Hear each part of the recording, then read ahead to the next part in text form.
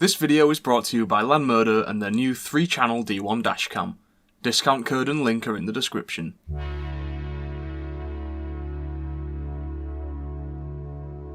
What's up, drivers? A short while back I analysed everyone's favourite Hull junction that I lovingly refer to as Nightmare Junction. We had a look at its history, delved into why it gives drivers problems, and even looked at some possible solutions that could be presented to and ignored by Hull City Council to improve the junction and decrease the near misses, crashes and congestion that it often causes. In that video, I name-dropped Stoneferry Roundabout as being a pretty bad close second for the worst junction in Hull. A recent poll on my channel saw this roundabout absolutely storm a victory as being the worst roundabout in the city, and recently a local got so frustrated with drivers using the roundabout incorrectly that they decided to make their own sign for the junction. Shame no one's done that for Derringham Street. The introduction of this homemade sign has sparked an online debate, but the B&Q roundabout debate isn't anything new, with a newsworthy crash and an online debate about the roundabout back in 2018. Regardless of road markings, just like with Nightmare Junction, the skill issues and attitude of drivers has also been called into question, with online commenters pointing out that many drivers simply struggle with roundabouts that have more than 2 lanes, name-dropping Kingswood's Rowbank. Ryan thinks a sign will indeed help the people who already don't read road markings, but if people already aren't reading these road markings, why the hell would these illiterates read a road sign? Here's some unfortunate self-reports, with one driver of 40 years saying that the roundabout is pathetic and dangerous, and another admitting he can't see the arrows because he's tailgating everyone. Julie has a particularly strong disliking to the arrows and wants the stupid arrows removing. The arrows can't hurt you, Julie. Especially not if you trade in your licence for a bus pass, which I'd probably recommend. Anyway, before we move on to why every other driver on a roundabout seems to get cut up, let me explain the arrows for you. The arrows simply point toward the next set of arrows, rather than where your lane will eventually end up. Why don't you explain this to me like I am an 8-year-old? You have to treat each arrow as its own separate short-term instruction. So you're in this lane with a straight-on arrow. This straight-on arrow then leads to a right-turn arrow.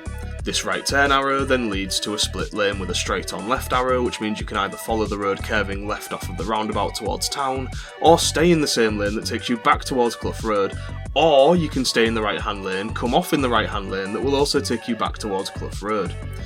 Whatever lane you enter the roundabout in is the same lane you should try and leave in, just as the public made sign says. Why don't you explain this to me like I'm 5?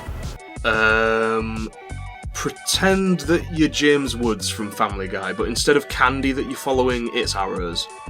Ooh, piece of candy. Ooh, piece of candy. Ooh, piece of candy. There's one simple rule that can prevent 99% of roundabout near misses and crashes. Well, nearly have me there, Mr. Lerner. Never under or overtake on a roundabout. You changed lanes last minute, you fucking knobhead! Fuck you, fucking cockhead! And try not to stay alongside other vehicles. It really is as simple as that. Because drivers, well, people in general, are stupid. They will just randomly cut across lanes. They'll fail to stay in the lines worse than a 2-year-old with a colouring book. They'll think their indicator is an invisibility shield that makes them immune to fault, or that it's safe to change lanes. You best believe that they'll never check the mirrors or blind spots. Even the video shown on Hull Daily Mail clearly shows the dash camera alongside another driver who doesn't check their mirrors and cuts them up.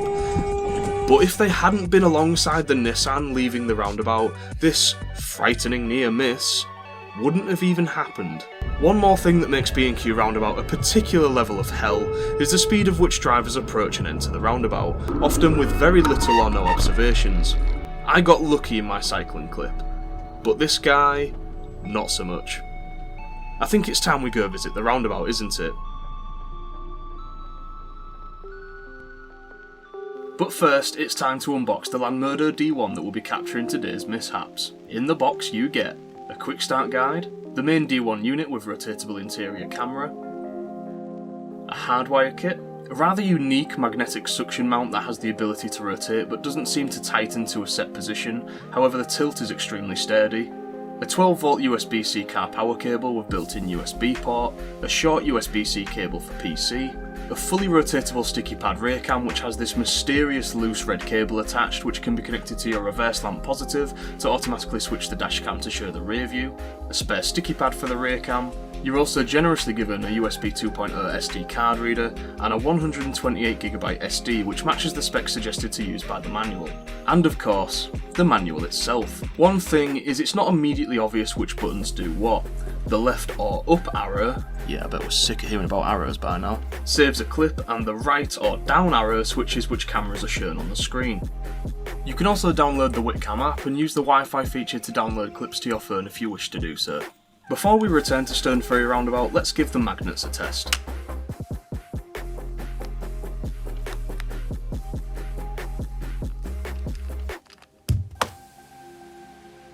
Okay, well it's strong enough. It's had a fall test. Wanna know something funny? See that little plastic notch right there? Yeah, that clips in underneath on the other side. I had it the wrong way around and it still held on pretty well. Make of that what you will. Okay, so we're at Stone Ferry Roundabout. I thought, just to start this video, I've had to go to Burger King. as I was getting out to go get the Burger King, someone got cut up real bad just about here. Now I'm parked in a bay that's kind of facing just the lanes that come on and off to it. But this dash cam I've noticed, and I don't think there's any way to really tighten this, but it can rotate in the mount just like that. So I don't know if that's going to cause problems, if it's going to have like a shaky image. There might be a way to tighten it, but I twisted it around a few times and couldn't get it to tighten. But it does mean that while we're sat here, I can just have that running like that, facing the roundabout. So before I go do the trial by fire myself, yeah, we're going to sit and watch it for a bit while I eat a burger.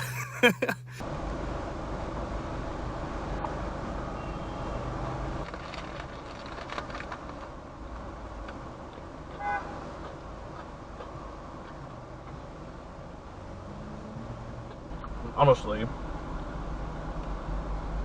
the food's alright, but Burger King's pretty dead, bro.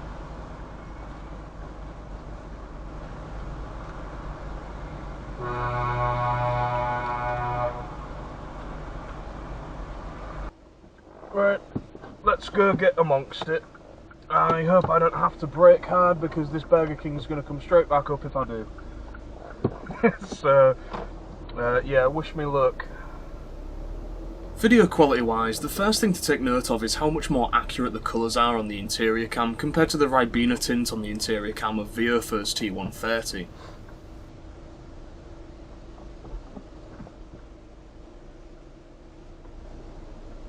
Sorry to be completely anticlimactic here, but because I stuck to the rule I mentioned at the start of the video, during my filming of the roundabout, sod all happened.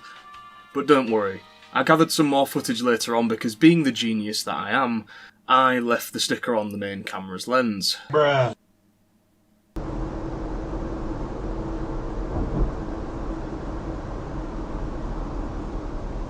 You coming across? Because I have a funny feeling, there you go. Read that like a book. Some quick things I've discovered though. Weirdly, both the rear and interior camera are flipped.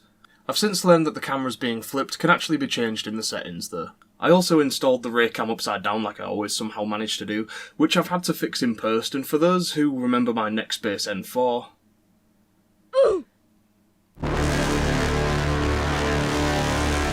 Yeah, this fun old error is back. But like I mentioned with that dashcam, if you're not editing your clips in 2014 Premiere Pro, there's probably nothing wrong with this dashcam. A cool little bonus thing is each time files are written to the SD card, you also get an installation file for Whitcam software that shows a GPS tracking of the clip with a speedo and compass.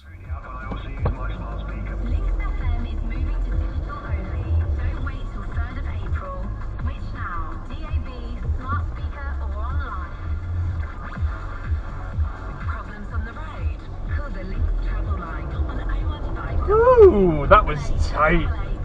That's what she said.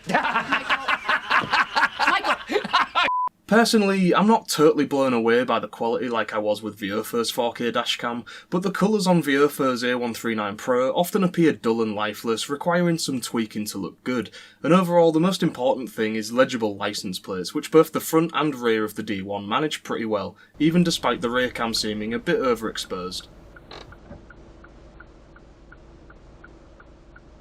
I don't think they had much of them, to be honest.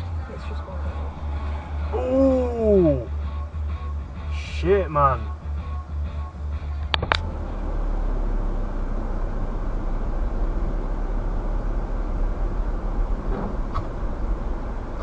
Okay, let's see you. I don't know if I can actually even fit. That is tight. Why didn't just get on with it and open the door? The D1's biggest issue by far is how easily bleached out the image becomes at night by headlights.